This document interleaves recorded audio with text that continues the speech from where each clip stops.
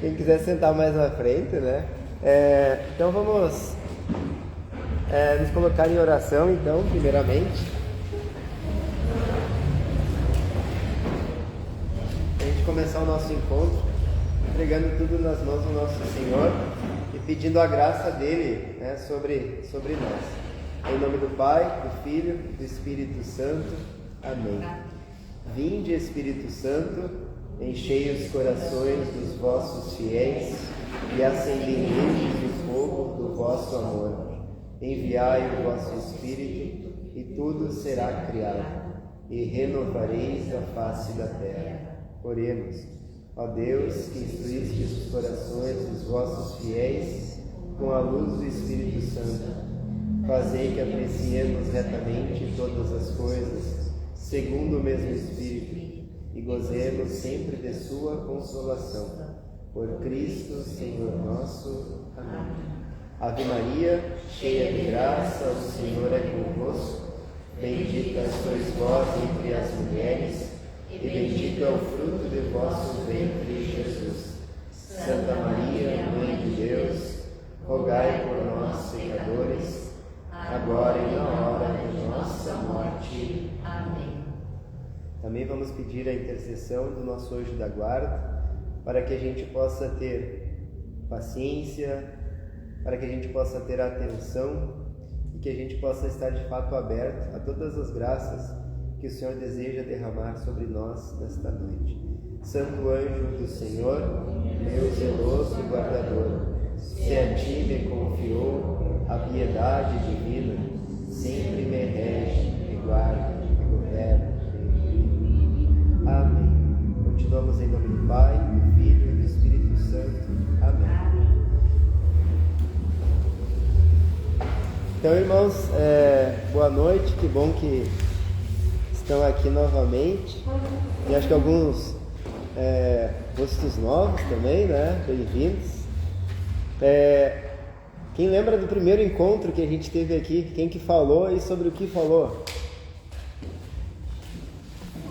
O amor incondicional.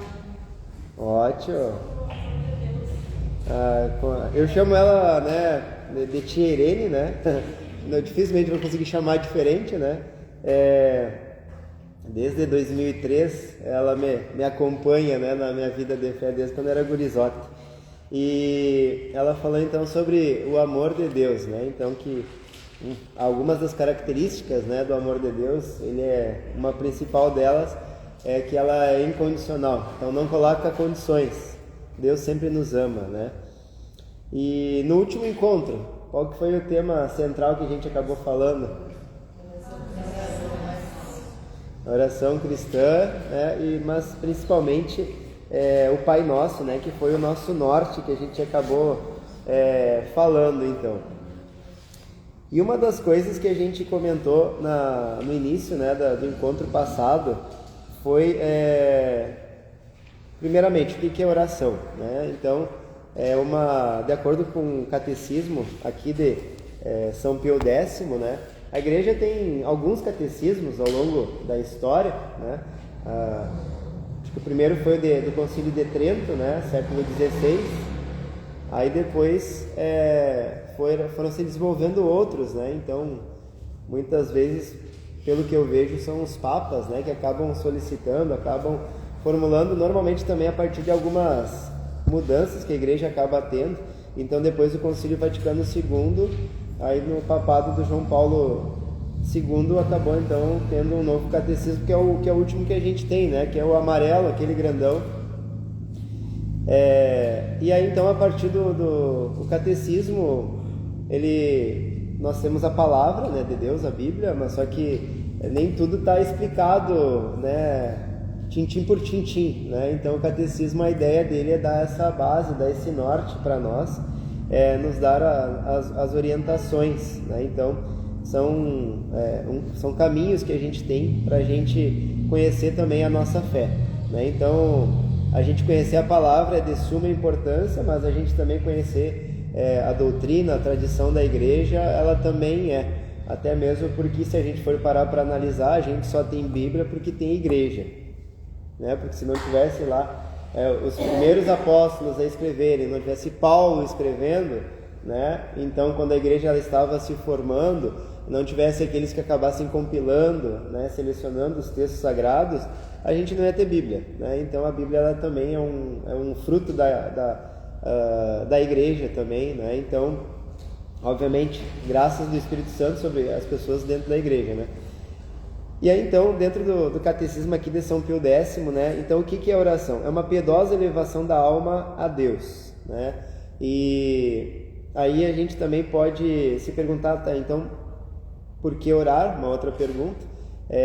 Aí, esse daqui não está aqui, né? Mas é para tentar relacionar com Santo Agostinho.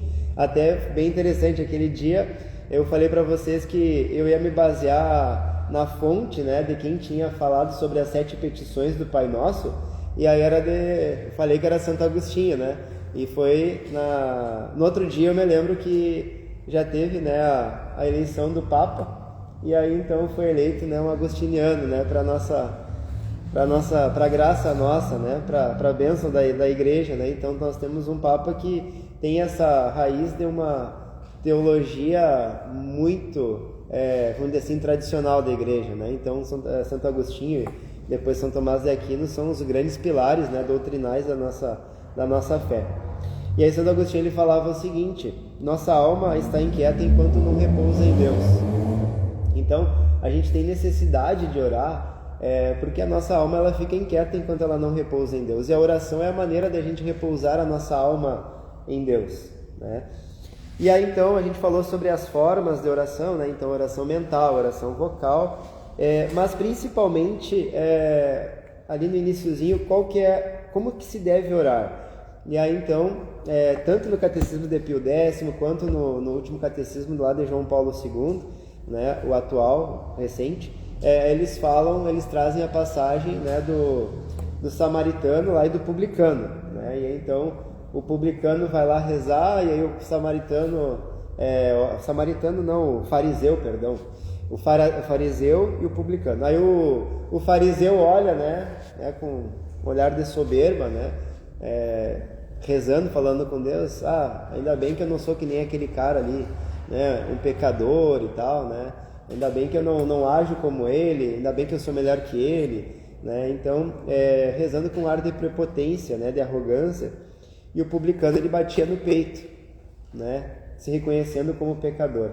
Então, o princípio de qualquer oração é a humildade, né? E agora no encontro de hoje, a ideia é falar sobre a Ave Maria e também sobre a intercessão dos santos, que vão ser os temas centrais. Mas retomando aqui um pouquinho do Pai Nosso, o Pai Nosso ele começa com esse olhar para o alto, né? Pai nosso que estais nos céus. Né? Então, é um olhar, é um entendimento que a gente está olhando para alguém que está acima de nós. E quando a gente reconhece que alguém está acima de nós, a gente obviamente tem que ter humildade, né? Então a gente tem que se reclinar quando alguém é superior a nós, né? Então é a primeira coisa. Então, a oração do Pai Nosso, a oração da Ave Maria, como elas começam, são orações que elas já nos levam a esse olhar de humildade, né? A gente reconhecer que há quem é maior do que nós, né? Então existe aquele ou aqueles, né, que são maiores do que nós. Então a gente faz esse reconhecimento. Então é o primeiro passo, né, para a gente poder ter de fato uma vida de oração mais profunda, né? Bom, então agora a gente iniciando, né, sobre a Ave Maria. Depois, no fim, então vou fazer só para entender melhor. No final, eu vou falar sobre a questão de um dos tipos de oração que a gente falou, que é a invocação.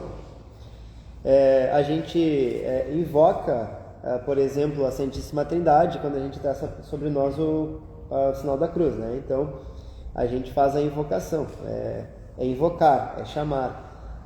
Quando a gente pede a intercessão dos santos, quando a gente reza a Ave Maria, é como se a gente estivesse invocando também Nossa Senhora, estivesse invocando os santos também, chamando eles, né?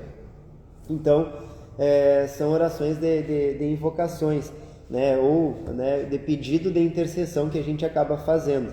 Eu vou tentar deixar essa parte de explicar o que é esse pedido, né, que a gente faz de intercessão, né, especialmente aos santos e também a Nossa Senhora no final.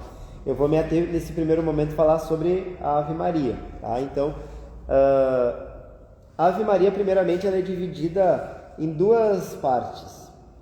A primeira parte ela é dividida, né, em duas também, que é a saudação angélica do anjo Gabriel a Nossa Senhora, e a segunda ela é feita então na visitação de Nossa Senhora Prima Isabel. Então tem a saudação de Isabel na segunda parte. E aí depois aquela outra parte que a gente acaba rezando, né, Santa Maria, Mãe de Deus. Essa segunda parte ela foi uma parte que ela foi introduzida na igreja oficialmente no século XVI. Então aí eu vou explicar essa parte histórica também, sobre a Ave Maria. Então, pegando, né, a parte bíblica, né, a gente vai ter no Evangelho de São Lucas bastante riqueza de detalhes, né, sobre a questão do nascimento de Jesus, a visitação de Nossa Senhora Prima Isabel, e de acordo com a tradição da igreja, São Lucas ele foi, né, conviveu com São Paulo, e muito do que ele escreveu nos Atos dos Apóstolos, que é um livro dele, né, foi um livro por causa do convívio com São Paulo. Então São Paulo falou muitas coisas para ele, eles conviveram, São Lucas visitou ele na prisão, né. Lucas ele era grego, então o Evangelho, Atos dos Apóstolos, né, e alguns outros livros bíblicos, eles também teriam sido escritos em grego, né? Então, para a gente entender, o grego é como se fosse o inglês daquela época, né? Então, naquela região lá do Oriente Médio, né? Então, região da própria Grécia, Oriente Médio, norte da África, enfim. Então, era muito influente o grego. E aí, então, conta-se também que Lucas, ele, quando estava na Ásia Menor, que hoje é um país chamado Turquia, que teria sido o lugar onde Nossa Senhora acabou indo viver com João, com o apóstolo João. E aí então lá ele teria também convivido, não sei quanto tempo, se um dia, algumas horas, né, algumas semanas, não sei, também com Nossa Senhora, teria conhecido ela.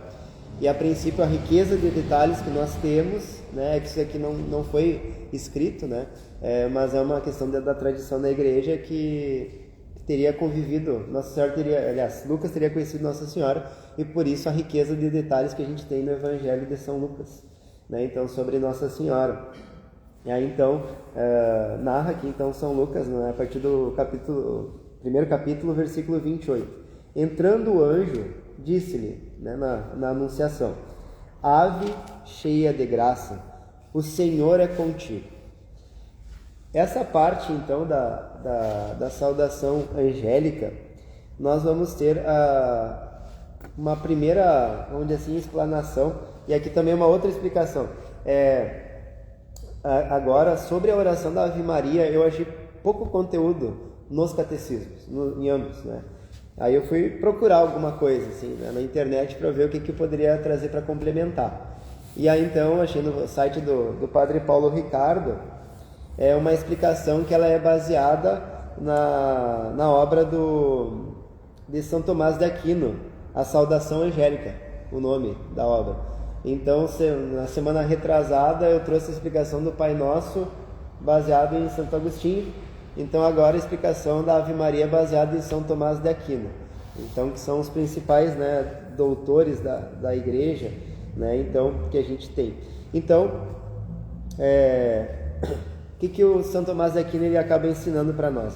Na antiguidade, no caso do Antigo Testamento, quando os anjos eles apareciam para os homens, normalmente os homens eles se curvavam, né? Porque aquele ali era um anjo que Deus tinha enviado. Então, para eles era uma graça imensa receber um anjo que Deus tinha enviado. Então, eles tinham uma veneração, enfim, né, naquele momento, né? Então, era o homem que acabava, entre aspas, né, não se prostrando totalmente, né, porque não era Deus, mas venerando e recebendo e acolhendo o anjo e dando uma imensa graça por estar recebendo ele ali. Só que quando acontece a visitação a Nossa Senhora, acontece o oposto.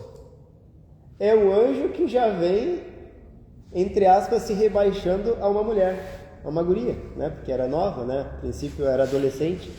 Então é o anjo que já vem se rebaixando, já vem se diminuindo perante aquela mulher. E aí então, quando acaba acontecendo isso, né? Quando a gente, aqui ele fala assim, ó, com que intenção saudamos a Virgem Maria com as mesmas palavras do arcanjo? Saudamos a Santíssima Virgem com as mesmas palavras do arcanjo, com a intenção de nos congratularmos com ela, lembrando os singulares dons e privilégios com que Deus a favoreceu, de preferência a todas as outras criaturas. Por que Deus escolheu Nossa Senhora? Não sabemos, né? Então, é mistério, mas também nós temos dogmas, né, marianos, que eles também falam sobre isso e reforçam isso, né? Então, que Nossa Senhora ela foi preservada do pecado original, uma graça que Deus concedeu.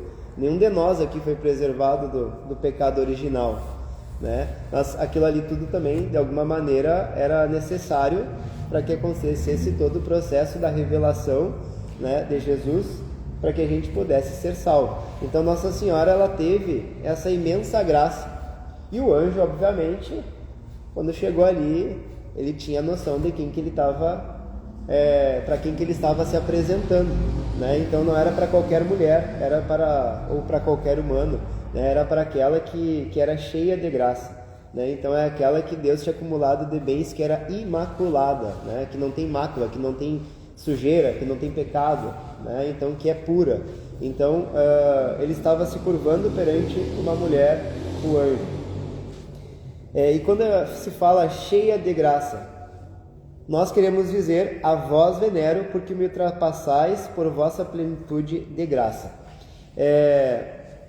Dentro da hierarquia, vamos dizer assim, celeste, os anjos eles são puros, né? Então os anjos são aqueles que ficam adorando, né, a Deus, aqueles que estão mais próximos de Deus. Então, em grau de dignidade, a gente, porque somos pecadores, nós estaríamos abaixo dos anjos em grau de dignidade por causa do nosso pecado. Logo, seria o normal acontecer o que sempre acontecia no Antigo Testamento, né? Os homens tendo se curvar perante os anjos quando os anjos aparecessem, né? Só que Nossa Senhora é diferente, né? Porque Nossa Senhora ela ultrapassa até mesmo os anjos na dignidade da graça. Ela é superior a eles, né? Não sei qual o patamar, mas creio que abaixo da Santíssima Trindade, né, em grau de dignidade, vai estar Nossa Senhora, né? Então, porque ela até mesmo fica acima dos anjos, né? Então, essa saudação, ela acaba significando o quê?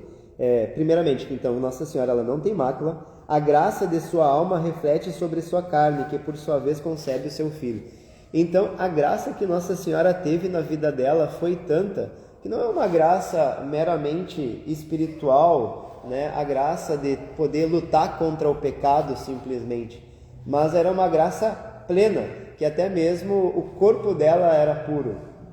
Então Nossa Senhora, ela teve essa condição de receber, né, o Santo dos Santos, né? Então no seu corpo, exatamente, né? Então o Verbo pôde se encarnar nela, exatamente porque ela era plenamente pura, né? Então essa foi a condição que Deus quis para que o seu filho dele viesse ao mundo, e ele acabou escolhendo aquela menina, né, aquela jovem, para se tornar a mãe do filho dele, né? Mas a condição é que ela fosse imaculada, né? Então, para que o filho dele, imaculado, pudesse também chegar a essa terra nessa condição. E sua graça é tanto a ponto de espalhar sua plenitude de graça sobre todos os homens.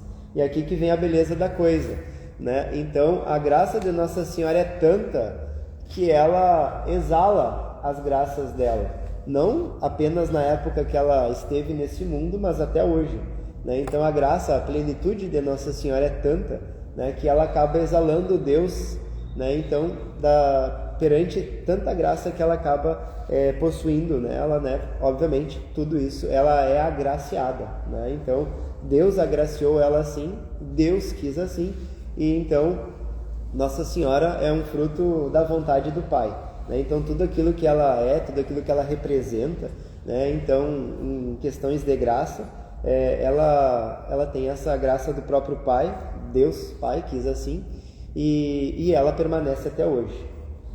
Bom, e quando, né, o anjo ele acaba falando assim, ó, o Senhor é convosco, o que isso quer dizer então? Venero-vos e confesso que estáis mais próxima de Deus do que eu mesmo estou. O Senhor está efetivamente convosco. Então, quando o anjo lá ele fala, né, ave cheia de graça, o Senhor é convosco, está falando que até mesmo ele está mais distante de Deus, isso que os anjos estão junto de Deus o tempo todo, né, do que Nossa Senhora.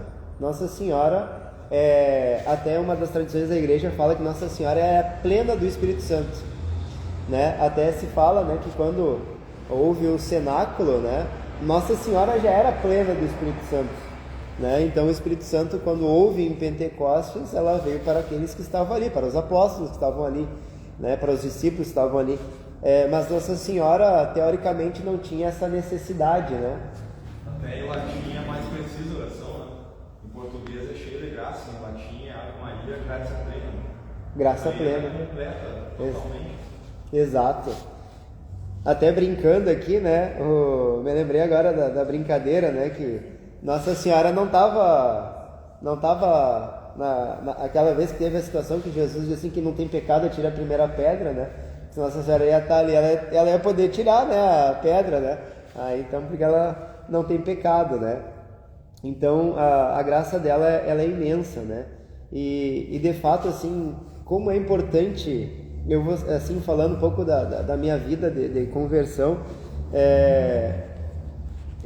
assim, faz pouco tempo, assim, que eu consegui ter a gente fala assim, uma maior intimidade, uma maior até necessidade de querer estar perto de Nossa Senhora, de rezar para Nossa Senhora, até com aquela questão mais afetiva, assim, de entendê-la como minha mãe, né? A minha mãe espiritual. Então a profundidade do que é Maria, o significado do que é Maria, e de querer ter ela na minha vida de uma maneira intensa, né? Então é um processo também de conversão que a gente acaba vivendo, né, na nossa vida. Às vezes a gente tem ela, muitas pessoas acabam tendo ela por uma questão mais sentimental, às vezes até aquela questão mais devocional, mas quanto mais a gente entende o nosso intelecto, a nossa fé, né, a nossa razão, de fato, ela vai se aprofundando na graça, né, da plenitude, né, nessa graça plena que é Nossa Senhora, mais Deus vai nos concedendo a graça para fortalecer a nossa fé, né? Então a nossa fé ela vai se aprofundando cada vez mais, e assim, falando da questão sentimental, né, o próprio sentimento nosso, ele acaba mudando, né? Então ele acaba melhorando, né? Até esses dias a gente estava falando sobre a questão do perdão. O perdão, ele é uma decisão intelectual, racional, eu decido, eu quero, é uma questão de decisão, de cabeça, em primeiro lugar. E aí então, a partir daí que a gente toma uma decisão intelectual, né? A gente até falou na oração do Pai Nosso, semana retrasada, aí o que acaba acontecendo? Com o tempo, tu toma aquela decisão racional, o teu sentimento de raiva, de ira, né, enfim, de indignação com aquilo ali, vai se esvaziando. E quando tu vai falar daquela situação, já não tem mais aquele peso, já mudou, né? Então o nosso sentimento é inegável que ele existe, né? Mas a nossa razão, ela pode ser o nosso principal auxílio, né, para que essas coisas elas possam melhorar na nossa vida, porque ela nos ajuda a buscar a graça, né? Se a gente dependesse dos nossos sentimentos para a gente buscar a graça, a gente estava ferrado, né? Porque a gente se magoa por qualquer coisa, a gente se sente injustiçado por qualquer coisa, né? A gente se ira por qualquer coisa. Então a gente seria bem complicado. Então a gente precisa tomar uma decisão, né, com a cabeça, né, racional, E com Nossa Senhora eu vejo que não é diferente, né? Então a gente sair de uma fé, eu vou falando assim de uma maneira bem até um pouco firme, né? De uma fé rasa, de uma fé simplesmente devocional de Nossa Senhora, a minha mãezinha e tal, né? Então a gente mas quem é a tua mãezinha? Né? Então é buscar querer saber quem é de fato Nossa Senhora. Aquilo que a tradição da igreja, né, com 2 milênios, ela nos traz sobre Nossa Senhora, e já se sabe que a intercessão a Nossa Senhora ela era feita desde o primeiro século, né? Então as orações direcionadas a Nossa Senhora, então não é uma coisa que os católicos foram trazendo ao longo do tempo, não, tem uma estrutura, tem dogmas da igreja sobre Nossa Senhora. Então nós católicos, na verdade, não é só uma questão de devoção a Nossa Senhora, é uma necessidade a gente ter um amor a Nossa Senhora, né? E aquela máxima, né? A gente só ama aquilo que a gente conhece. Então é por isso a importância da gente buscar se aprofundar mais, ler coisas mais sobre Nossa Senhora, né? E até aqui a gente já dá uma dica boa, né? Alguns de vocês eu sei que já fizeram, né? Tem, né, o livro do São Luís Maria Grimond de Montfort, né? O Tratado da Verdadeira Devoção, esse que é o título, né? Tratado da Verdadeira Devoção a Nossa Senhora, ou só Tratado da Verdadeira Devoção? A Virgem Santíssima, obrigado. Tratado da Verdadeira Devoção à Virgem Santíssima. É uma obra que até a leitura inicialmente ela não é tão fácil, porque é um livro já de acho que uns 2, 3 séculos já, né? Então tem uma leitura um pouquinho mais rebuscada, mas a profundidade assim, é absurda.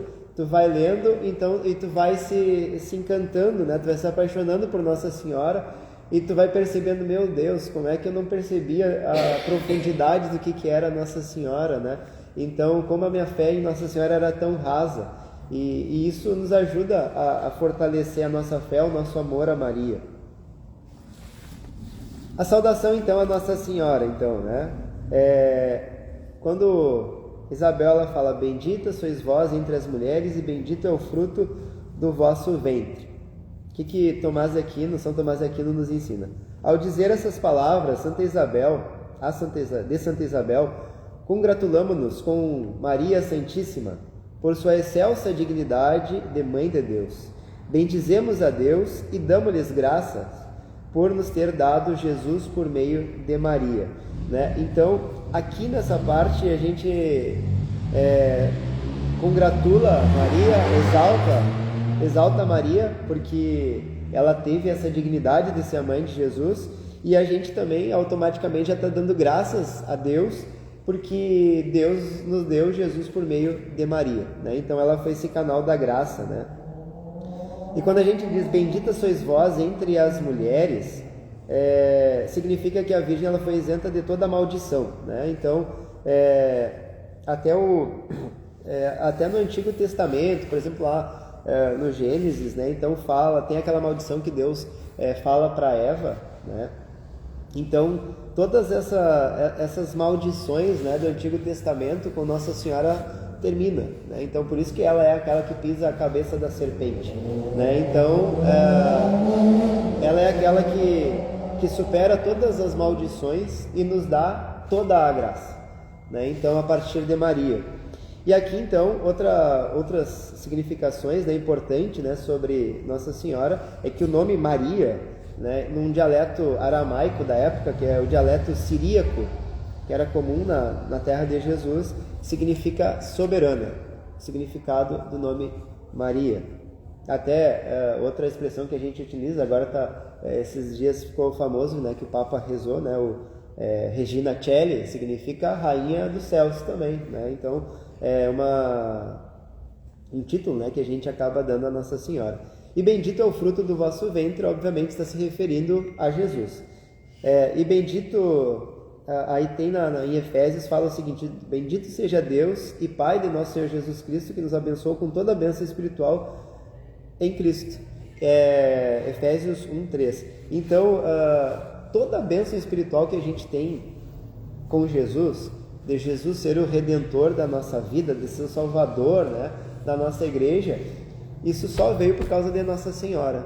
Então Nossa Senhora, ela é até a gente pode, ainda não é dogma, né? Mas muitas vezes se fala que ela é a corredentora, né, da salvação, né? Então o Redentor é Jesus, mas Nossa Senhora ela é parte, vamos dizer assim, fundante para que aquilo tivesse acontecido, para que todo o processo, né, da paixão, morte e ressurreição de Jesus tivesse acontecido, né? Então ela fez parte, né, de uma maneira ativa, né? Vamos sendo honestos, vamos dizer assim, né? Graças a Deus teve São José, graças a Deus teve São Pedro, né? Teve São Paulo, esses grandes homens que foram, né, bases, né, pilares da nossa fé. Mas se não tivesse sido eles, Deus poderia ter chamado qualquer um outro, mas Nossa Senhora não, era ela, né? Então era ela que tinha que ser. Então Nossa Senhora, ela tem essa diferença, né? Porque ela foi escolhida, como se diz, a dedo, é esta daqui, né? E quantos foram chamados, né, então, por Deus ao longo da história, né? E quantos acabaram renegando, né? O próprio Judas Iscariotes, ele foi chamado, né? Foi escolhida a dedo, mas só para complementar, pela vida dela também, né? Por ser, pela fé, pela obediência a Deus, né?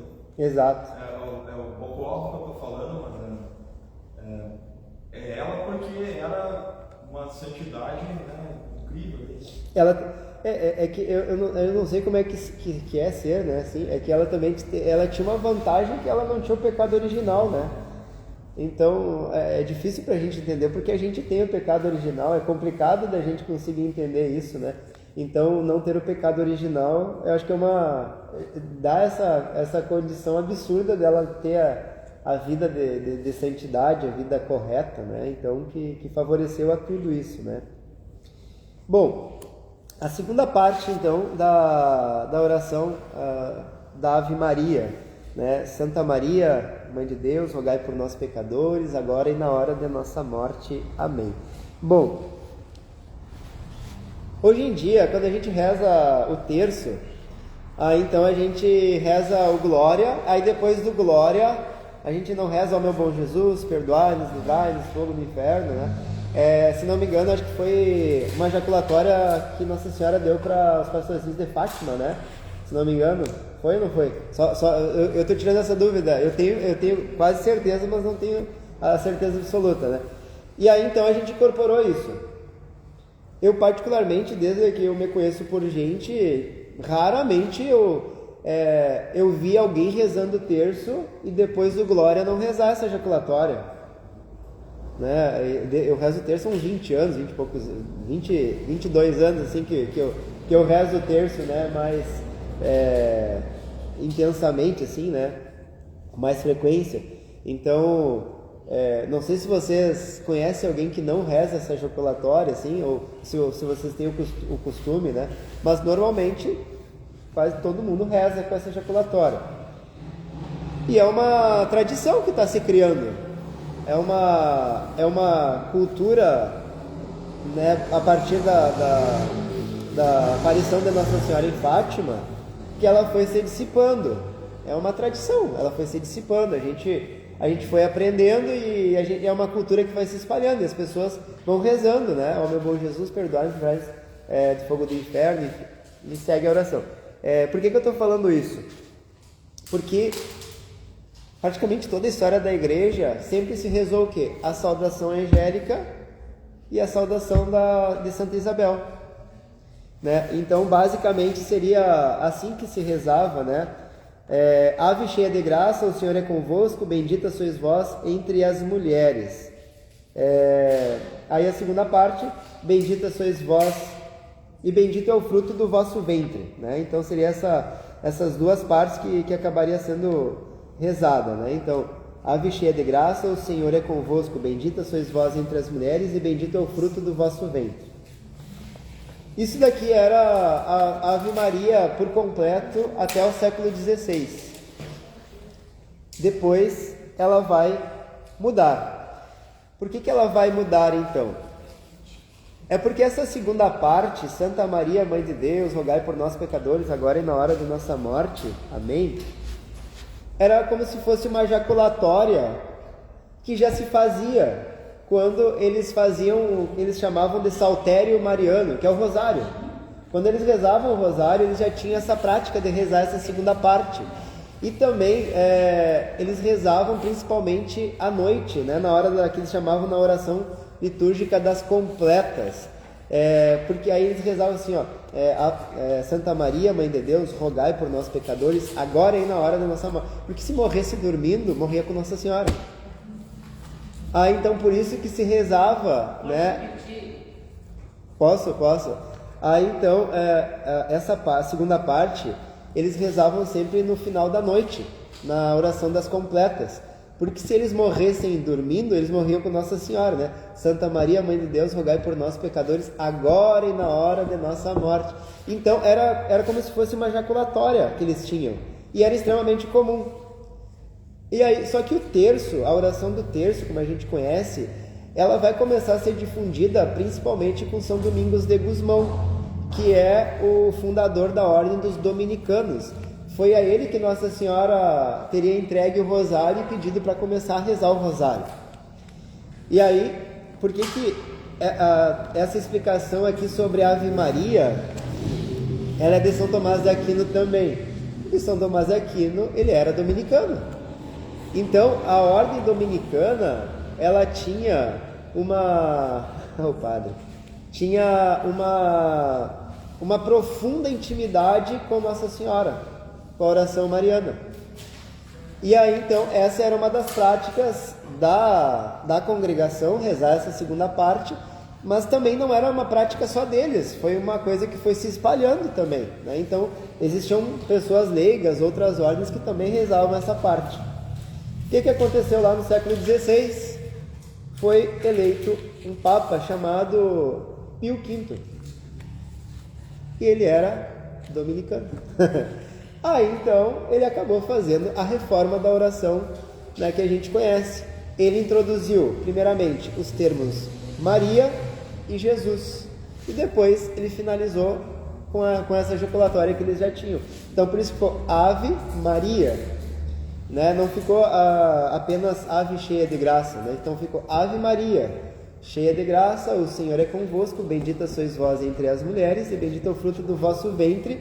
Aí ele complementa com Jesus, né? Aí ele fez esse complemento, porque o fruto é Jesus, e aí depois introduziu a jaculatória, e aí finalizou a oração, né, que a gente conhece hoje. Então desde o século XVI é rezado dessa maneira, Ave Maria.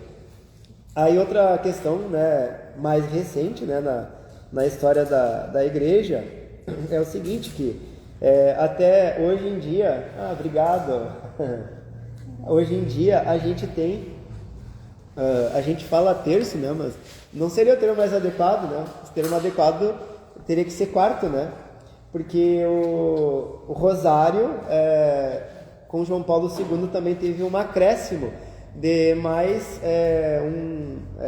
um conjunto de mistérios, né? Os mistérios da luz. Então a gente, para rezar o rosário hoje, a gente reza basicamente 200 Ave Marias. Antes era chamado de saltério mariano, porque os salmos são 150. E aí então, aí depois eles acabaram dividindo, né, esses 150 em 3 partes, né, 50 para cada mistério, né? Aí então para cada tipo de mistério, aí então eles acabaram, João Paulo II acabou acrescentando, então hoje são, né, 200 Ave Marias para a gente rezar o rosário completo, né? Então claro, tem toda a estrutura que a gente conhece, né? Então, vamos dizer assim, o último que fez uma mudança dentro da oração da Ave Maria no nosso cotidiano acabou sendo então João Paulo II. Não sei se está claro assim essa questão da Ave Maria. Eu particularmente gostei muito de saber essa parte, né? Eu sempre ouvia falar da questão da relação dos salmos com a oração da Ave Maria e tal, mas eu não tinha um entendimento maior. E aí então, felizmente aqui com esse trabalho que o padre Paulo Ricardo postou sobre São Tomás de Aquino, a saudação angélica de São Tomás de Aquino, aí então acabei tendo, né, um melhor entendimento então sobre sobre toda a oração da Ave Maria e também a história dela. Então, o próximo passo seria a invocação dos santos.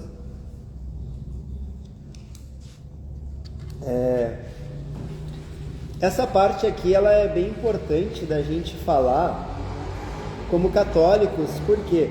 Porque a gente tem muitas pessoas conhecidas que são evangélicas, né?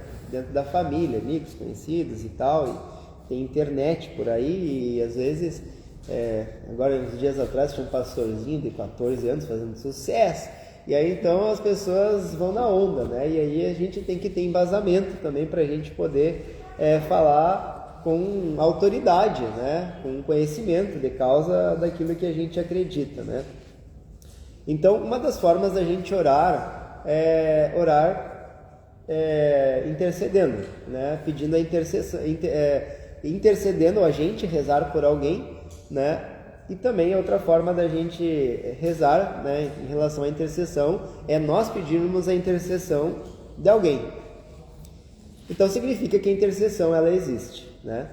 Então, quando fala na Bíblia que numa das cartas de Paulo, acho que é Filipenses até, quem fala que existe um único mediador, só Jesus é o mediador. De fato, é só Jesus o mediador, não tem nenhum outro. Isso é bíblico, isso é real, isso é verdadeiro. Só que a gente tem que entender uma coisa, que se só Jesus é o mediador, não adianta eu rezar por ninguém. Só Jesus é o mediador, não adianta eu rezar pelo Eduardo, não adianta o Eduardo rezar por mim.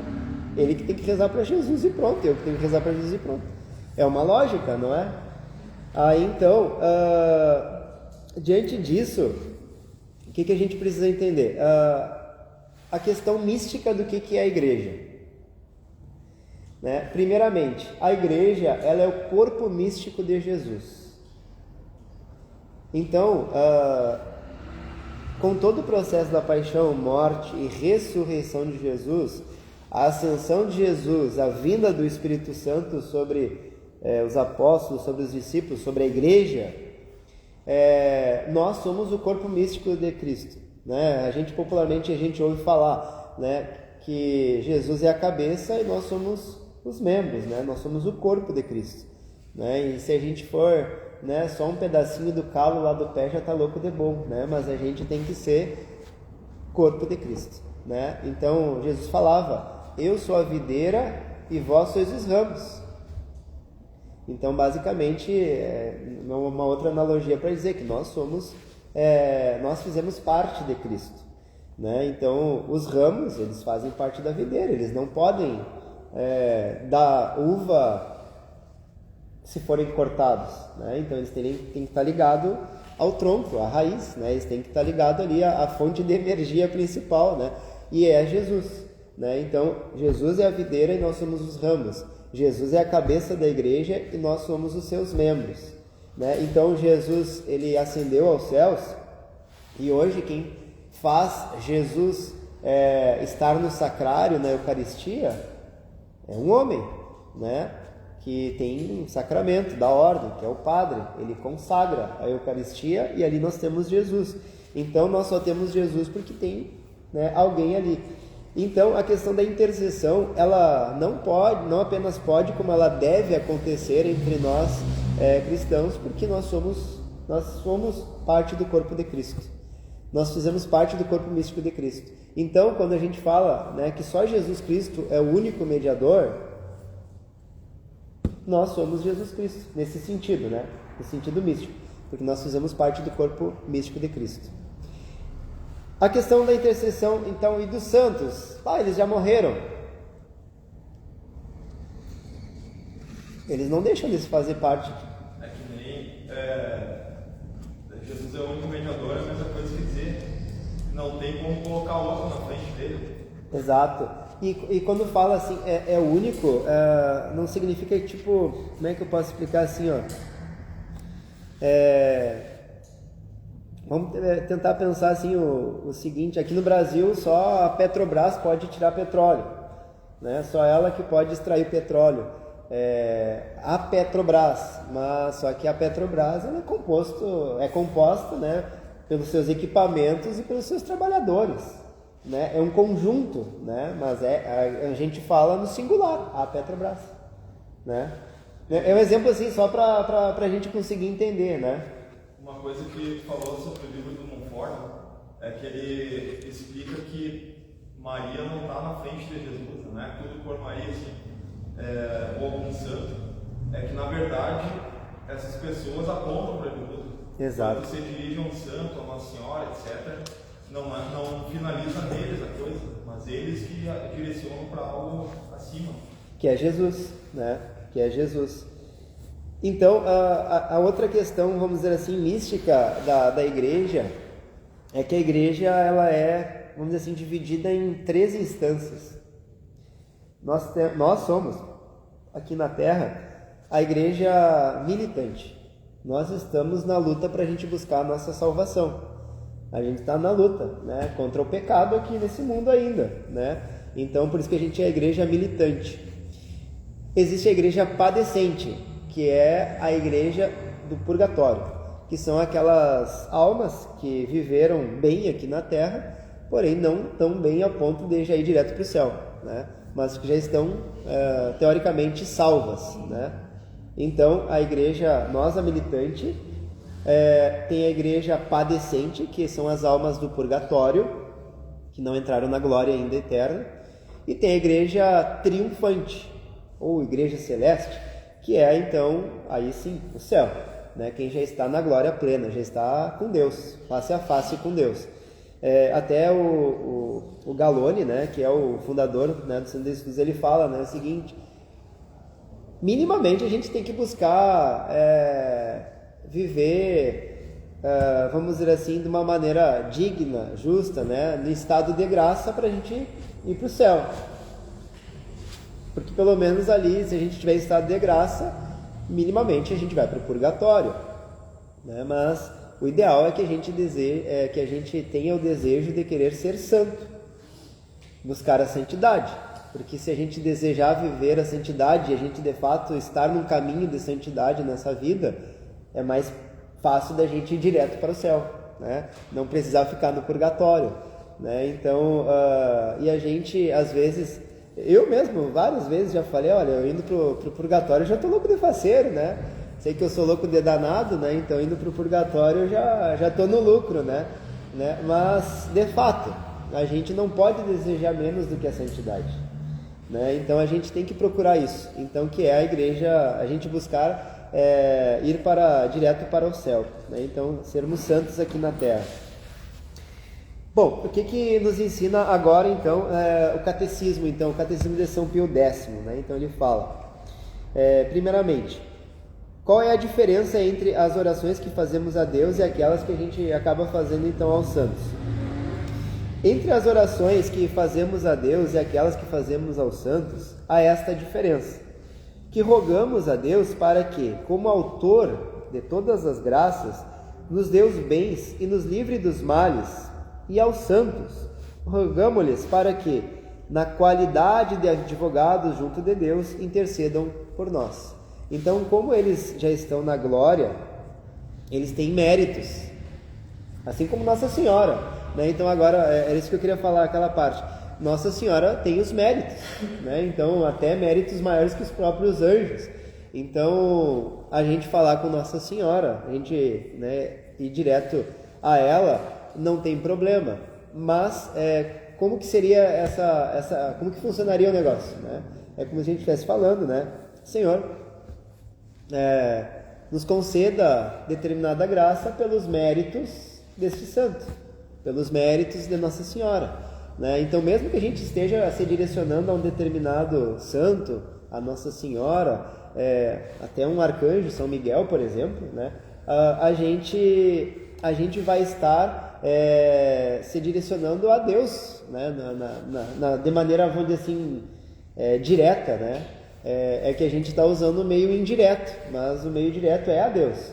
E não tem problema nisso, né? Por quê? Porque a gente é o corpo místico de Cristo. A igreja celeste, né? A igreja triunfante, ela também é o corpo místico de Cristo, né? Então, o próprio São Pio, ele falava que ele ia seguir fazendo coisas lá do céu, né? Então ele ia seguir mandando graças e ajudando seus filhos espirituais, né? Então, até no início ali no catecismo fala o seguinte, ó, sendo Jesus nosso único intercessor, podemos invocar Maria e os santos?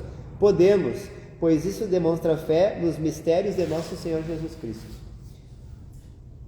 Não sei se o padre Paulo Ricardo falou isso, não sei se já viu essa explicação dele, mas tipo, para te falar com o rei ou com o presidente e tal, geralmente não consegue um acesso tão simples assim, precisa um certo protocolo ali de um funcionário, não sei o que, né? Seria como essa intercessão dos santos, né? Eles dão uma ajuda ali, um apoio, embora no caso de Jesus possa ser direto. Exato. Mas sim, é uma analogia, só um comparativo, né? Mas é basicamente como que funciona, né? Então, e se tu, né, vamos dizer assim, todo mundo sabe aqui, né? Tá precisando de alguma coisa, de algum lugar, né? E tu tem alguém conhecido ali dentro, te ajuda meio caminho, né? Então, para te resolver o teu problema, né? Então, vou dar um exemplo assim de prefeitura, tu tem um conhecido lá dentro da prefeitura, né? Para determinada coisa que tu precisa, te dá um baita de um caminho, porque às vezes tu não conhece ninguém, demora muito mais, né? Para resolver o problema. Então, dentro dessa lógica, assim, gente, esses daí são só comparativos para a gente entender, né? Só comparativos. Mas basicamente assim que funcionaria, né? E aqui até fala assim, ó, é coisa boa e útil recorrer à intercessão dos santos. É que esse catecismo de São Pio X ele é legal porque ele é cheio de perguntas e respostas, né?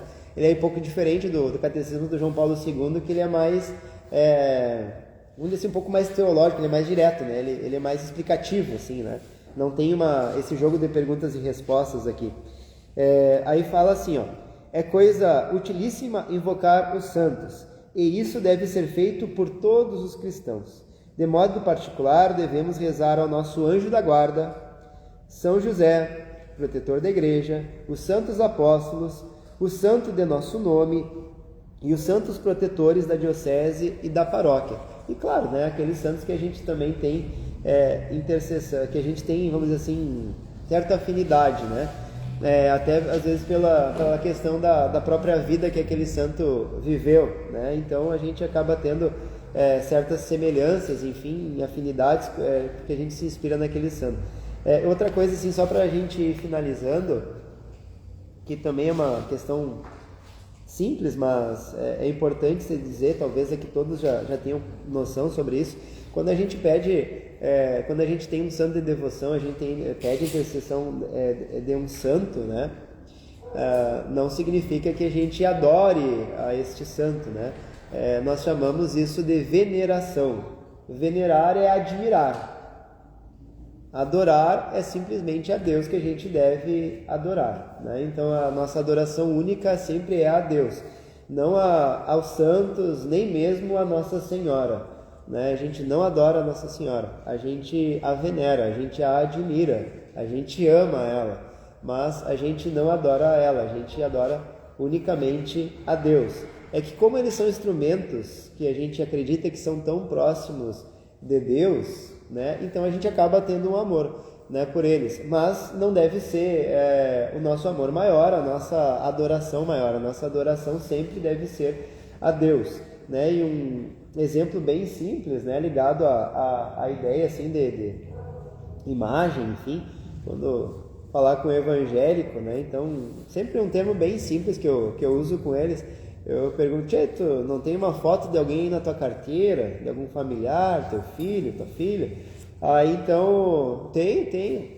Pois para nós católicos, as imagens, né, os quadros, enfim, eles são simplesmente isso, uma representação de alguém que a gente admira e ama, né? Então, a gente tem veneração, a gente tem admiração, né, por aquilo que eles viveram, por aquilo que eles acabaram fazendo, né? E por aquilo que eles fizeram por amor a Jesus, a doação que eles fizeram por Jesus, né? Então esse que é o grande ponto, né? Então, até sendo um pouco irônico aqui, a gente não pode se deixar cair por perdão da palavra, por um evangélico, que a gente às vezes tem até dúvida de algumas questões da dignidade dele, e querer duvidar de um santo, né? De alguém que viveu a santidade, que doou a vida por Deus, para Deus, né? E muitos deles entregaram a vida literalmente dando o seu sangue, né? Então não tiveram morte natural, muitos foram mortos, né? Então o grau de dignidade deles é muito maior do que alguém que simplesmente chega aqui e nos questiona, né? Então é só uma maneira da gente também pensar de uma maneira racional, né? Nesse grau de dignidade. Olha o grau de dignidade da Nossa Senhora para um evangélico negar Nossa Senhora, né? Então infelizmente eles fazem isso, né? Foi o Padre Paulo Car também que deu o exemplo dessa questão de Nossa Senhora, fazendo um comparativo tipo um presente, assim, digamos, se tu tá de aniversário, compra um perfume para ti. Aí, no caso, pedir para Nossa Senhora seria como colocar uma embalagem mais bonita e tal, preparar aquilo para entregar, algo mais especial, né? O presente é Deus que vai entregar, no caso, né? A graça. Seria isso? Não, é eu que daria o presente para ti, digamos assim, mas ela vai lá e dá uma adornada. É que nem aquela questão das bodas do Caná, do casamento ali. Tipo, não precisaria fazer, mas ela vai ali, dá uma insistida no filho e ele atende ali. E acontece a graça. Irmãos, pergunto a vocês alguma dúvida, ao que eu possa, não sei se eu vou conseguir responder, né, mas... Eu ia comentar aqui justamente essa última parte que ele coloca em relação à adoração, né? A gente geralmente sempre é interpelado, né? Quando está junto, né? E evangélico, sobre essa questão eles não conseguem entender como não a adoração, né? Por mais que a gente tente explicar, eles acreditam que sim, a gente adora, né? Imagens. Então é importante, né, a gente ter esse aprofundamento, porque muitas vezes se a gente não tem esse aprofundamento, a gente acaba ficando com dúvidas, né? Agora, eu lembrei de outra questão também, assim, sobre imagens, tá? Muito, muito interessante isso. Se vocês pararem para analisar, hoje em dia nem tanto, né? Tem igrejas que foram feitas algumas décadas atrás, assim, com um modelo mais contemporâneo, que são horríveis, né? Particularmente falando, né? Não tem beleza, assim, tipo, não tem aquela coisa que a gente, aquilo ali é uma igreja, né? Estou dizendo de igrejas maiores, assim, né? Não de capelas que às vezes a gente tem que fazer o que dá de recurso, né? Capelas de bairro, enfim, né? Mas, só para a gente entender, ao longo também da história, a igreja, ela também se utilizou muito da arte para evangelizar. A arte, porque nós seres humanos temos uma coisa chamada imaginário, né? Então, tu falar o que é uma cruz, imagina só se nunca ninguém tivesse feito uma cruz para a gente saber o que é uma cruz. A gente sabe o que é uma cruz porque a gente entra dentro da igreja, ou a gente tem um crucifixo e bota no peito, enfim, ou tem na nossa casa, a gente coloca lá uma cruz, e aquilo ali é um trabalho artístico. Então a arte, ela também foi um modo da gente acabar, de tentar aproximar a gente de Deus. A arte, ela também é um meio para a gente se aproximar de Deus. Até há explicações, por exemplo, de catedrais da Idade Média, que naquela época não tinha luz elétrica, né? Então eles fizeram aquelas igrejas monumentais, por exemplo, pegar a própria Catedral de Notre Dame, que há pouco tempo aí pegou fogo. É monstruosa aquela igreja e outras tantas, né?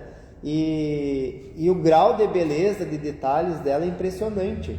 E, por exemplo, uma das características que surgiu na Idade Média são os vitrais. Então, os vitrais era para colocar uma coisa que tivesse luz, para entrar luz, né? Uma igreja monumental, para ter bastante luz, e ainda ter as imagens desenhadas, que era uma maneira de evangelizar. Muitas vezes tinham pessoas que elas eram analfabetas e elas acabavam, então tu tinha que ter uma referência para te falar para aquelas pessoas. né? Então a Bíblia não era uma coisa difundida. A Bíblia vai ser difundida de fato depois do Concílio Vaticano II. Poucas pessoas tinham Bíblia. Entre os católicos não era comum o uso habitual da Bíblia, a gente ter a Bíblia em casa, né? Então não era comum isso. Muitas vezes quando se tinha era no máximo o Novo Testamento, né? Não era a Bíblia completa. Então a arte ela também foi esse instrumento para evangelizar, né? Para as pessoas também estimularem a piedade dela. É só a gente olhar, por exemplo, assim, quando tem uma missa, às vezes a gente faz uma procissão de entrada, a gente traz alguns símbolos, né? Então ainda a gente tem, porque tudo isso faz com que a gente se remeta a Deus, né? Então o altar, todos os paramentos do altar, tudo aquilo existem obviamente as questões litúrgicas, mas se a gente for parar para analisar, aquilo ali é algo que traz o belo, né? E Deus, ele é o belo por excelência. Então a questão das imagens, ela também, de fato, as imagens elas não são deuses, elas não são santos, não é ali que está, entre aspas, o santo, né? Se elas quebrarem, não tem problema, né? Se elas mofarem, não tem problema, né? Porque a dignidade do santo, a dignidade de Nossa Senhora, né? Não vai se perder, né? Mas a gente tem o cuidado pela questão do belo, né? E esse belo ele também nos aproxima de Deus. Alguém tinha levantado a mão, Eduardo. Só para essa questão da imagem, né? A imagem ela é um tipo de arte, né? Na igreja oriental, o costume, inclusive no cristianismo primitivo, em catacumbas e tal, era fazer pintura em parede. No Ocidente, no caso ali da região de Roma, já por influência grega e tal, você produzia imagem, esculturas e tal, representando a pessoa, não tanto no desenho assim, né? Mas também tem pinturas, né, no Ocidente, mas é uma questão cultural também de representação artística que existe desde o cristianismo primitivo, né? Exato. Desde os primeiros cristãos. E para quem quiser aprender mais sobre isso, pode estudar sobre espaço litúrgico, que é todo baseado na história de por que tem a igreja de tal jeito, né, os paramentos, etc. Tudo documentado. E tudo de alguma maneira é para nos aproximar de Deus, né? Essas riquezas de detalhes. A gente vai pegar, por exemplo, o brasão agora, né, do Papa, né? Então, que foi muito falado, né? Tudo isso é a beleza da coisa, né? Então nós somos pessoas que nós apreciamos o belo, né? Então também tem essa conotação também, né? De se aproximar, de fazer referência, né? Mas a gente não está adorando a imagem, né? A gente não está, né? Então adorando, né? A estátua, enfim, na escultura, não é isso, né? Então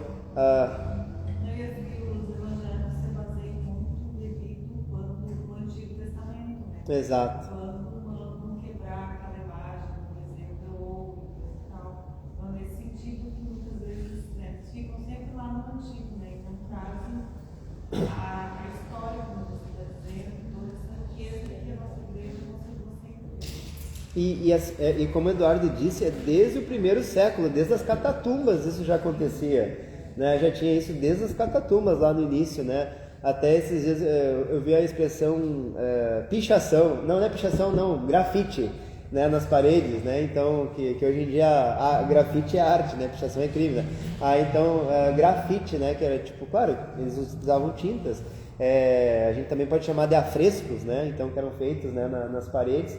Então tudo isso é a questão do belo sendo expresso, né? E a gente se aproxima de Deus. Um exemplo, agora eu olhei para lá, né, do Jesus misericordioso, né, de Santa Faustina, né? Aí ela não pintava, então ela descreveu para o artista como que ela queria Jesus, né? Aí disse que ela sempre diz, não tá bom, ele é mais bonito. Aí chega uma hora que o artista diz, olha, eu nunca vou fazer Jesus perfeito, né? Então tem que estar assim, né? Aí então ficou como a gente conhece, né? Então, porque de fato é o desejo de expressar o belo, e o belo é para elevar a nossa alma a Deus. E aí, pessoal, tudo certo então por hoje? Completamos então nosso estudo sobre a oração cristã, né? Claro que isso daqui é o básico, né, gente? É o básico, mas é muito bom a gente a gente se aprofundar, né, nesses temas, para a gente poder ter uma melhor noção, né? E como eu falei antes, a gente só ama aquilo que a gente conhece, né? Então, se a gente quer amar a nossa igreja, né, a gente precisa conhecer melhor, né? Só a última coisa para complementar. A Ave Maria não é a primeira oração mariana. A primeira oração também é lá dos primeiros, lá do cristianismo primitivo, que era subtum presidium, que se fala em latim, a vossa proteção recorrente, caso alguém conheça e queira pesquisar. A vossa proteção recorremos, Santa Mãe de Deus, não desprezais as nossas súplicas. Não desprezei nossas súplicas. Isso. Eu acho que eu tenho ela aqui. Posso. Mas livrai-nos de todos os males, né? É o perigos. Isso. Eu me lembro que teve o Eduardo Issa, ele musicou essa oração. Aqui eu tenho. Até posso passar para vocês ali no grupo. Eu tenho eu mostrei já para o Eduardo, né? Eu tenho um esquema de oração, né? Para fazer minha oração diária, assim. A vossa proteção recorremos, Santa Mãe de Deus. Não desprezeis as nossas súplicas em nossas necessidades, mas livrai-nos sempre de todos os perigos ou de todos os males. Ó Virgem gloriosa e bendita. Também no primeiro século, né? Então, é uma oração muito antiga, né? Então, a Ave Maria também, né? Na época a gente é protestante e tal, né? É. E será que esse cristão primitivos estava errado também?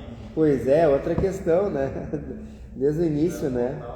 A tradição da igreja, né? Então, tudo que a gente herdou. Então, vamos rezar, então, para a gente concluir. Passamos um pouquinho do tempo hoje. Então, queremos te louvar, Senhor, te agradecer por este encontro. Obrigado por tudo aquilo que partilhamos, conversamos e pedimos que tudo isso sirva para a tua honra, para a tua glória. Também rezamos pelas almas do purgatório, para que elas também possam chegar à igreja triunfante. E também por todas as nossas necessidades e aqueles que precisam de oração. Ave Maria, cheia de graça, o Senhor é convosco. Bendita sois vós entre as mulheres, e bendito é o fruto de vosso ventre, Jesus. Santa Maria, Mãe de Deus, rogai por nós, pecadores, agora e na hora de nossa morte. Amém. São José, rogai por nós. Continuamos em nome do Pai, do Filho e do Espírito Santo. Amém. Tem alguém que veio pela primeira vez só para pegar eles. Até tem uma jaculatória que fala de São José, né, que eu conheci também. São José, rogai por nós e concedei-nos uma santa morte. Não sei se vocês já ouviram essa jaculatória. Também é uma jaculatória antiga também que tem, né?